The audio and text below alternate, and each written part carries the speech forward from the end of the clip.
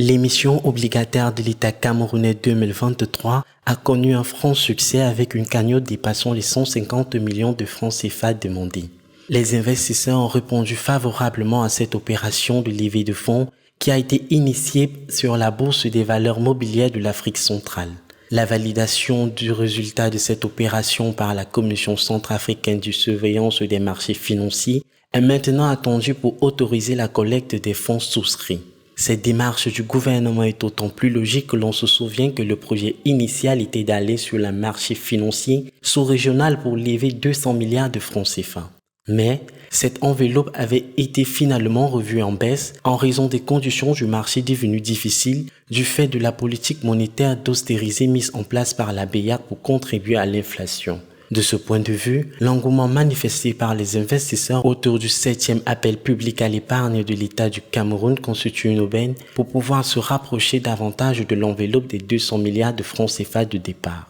Pour rappel, les financements mobilisés par le Trésor public dans le cadre de cet emprunt obligataire serviront à réaliser des projets d'infrastructure dans le pays. Selon la note d'information élaborée dans le cadre de l'opération, plus de 85 milliards de francs CFA sont destinés au secteur des travaux publics, contre 20,5 milliards de francs CFA pour le secteur des eaux et d'énergie, 15 milliards de francs CFA pour l'aménagement urbain, 14 milliards de francs CFA pour le secteur des transports et 15 milliards de francs CFA pour la reconstruction des régions du nord-ouest et du sud-ouest.